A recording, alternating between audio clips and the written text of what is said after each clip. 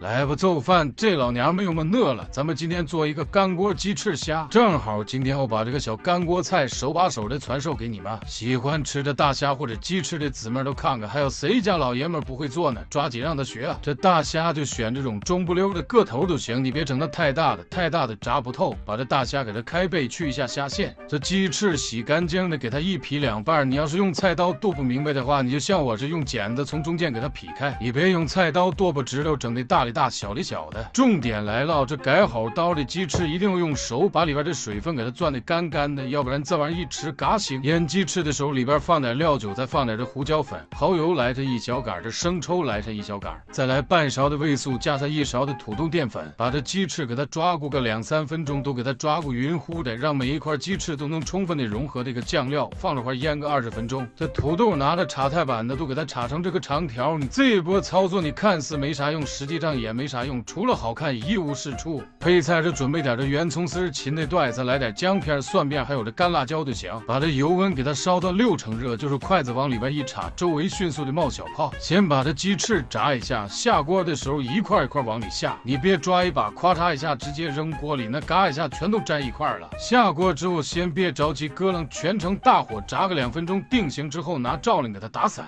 炸到6-7分钟，把这外表炸到变色发焦，控油捞出来，然后把这土豆里边的水分给它控干，下锅继续炸。炸这个土豆的时候，就是给它炸到这种完全飘起来之后，再炸个1分多钟，给它炸出一层脆壳，捞出来就行。但凡有需要炸大虾的菜，这大虾一定要放在最后炸，下锅之后拿罩铃挡着点。这大虾下锅容易崩，这油崩你身上嘎嘎起大泡。炸大虾比较容易脏油，所以说咱们把它放在最后炸。这炸东西的先后顺序大家都记好了，这都是满满的细节。锅里边留点底油，先把它姜片、蒜片还有这干辣椒段给它下锅，小火全都给它炒香，然后再放着2勺的干锅酱。你要能吃辣的你就放了香辣的，不能吃辣的你就放了不辣的。继续用小火把它酱料给它炒香，给它炒出红油，然后把咱们切好的配菜下里，这炸好的大虾、鸡翅都给它一起下锅，最后再来这一把灵活的小芝麻，开中火给它咯楞匀乎的，让每一块食材都能均匀的沾满这个酱料。炒的时间不用太长，你别在这咯楞起来没完，你炒时间长这菜都炒塌锅了。你该说不说的，咱做的玩意儿真是那个呀，这哪个小姑娘能抵挡得了的？谁瞅谁不迷糊啊？这鸡翅吃着焦香，大虾吃的酥脆，再配上点这土豆条，这搭配简直是绝了。行了，赶紧回去给你家老娘们做去吧。